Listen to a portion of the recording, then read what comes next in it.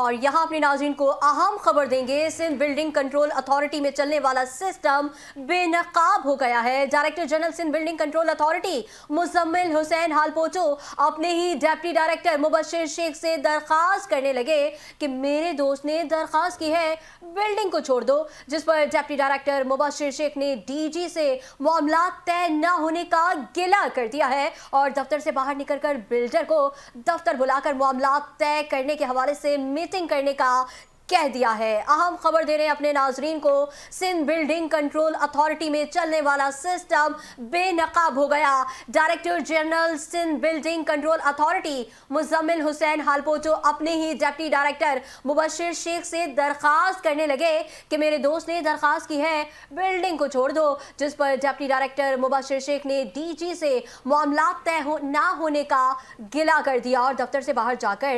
Builder کو دفتر بلا کر معاملات طے کرنے کے حوالے سے میٹنگ کرنے کا بھی کہہ دیا ہے۔ اسی حوالے سے ڈپٹی ڈائریکٹر مبشر شیخ کی کرپشن کی لیک ہونے والی یہ آڈیو اپنے ناظرین کو سنائیں گے۔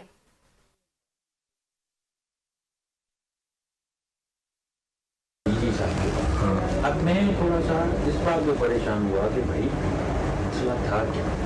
پھر میں نے جمالی سے پوچھا، میں نے کہا یار صحیح بات بتا، تو نے پن کی ہے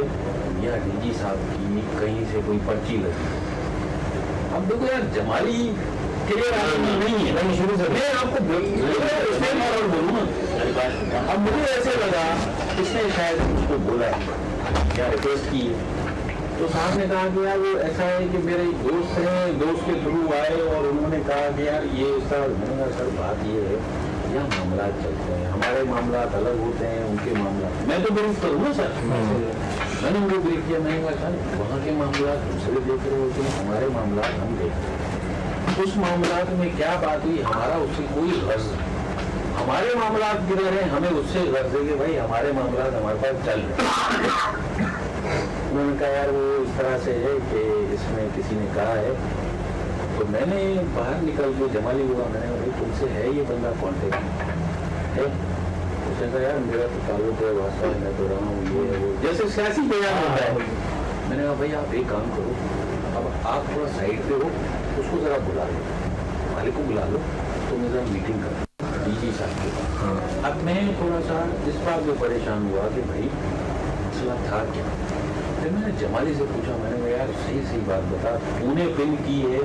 یا ڈی جی صاحب کی کہیں سے کوئی پرچی لگی؟ اب دیکھو یار جمالی کلیئر نہیں ہے، میں آپ کو بولوں نا،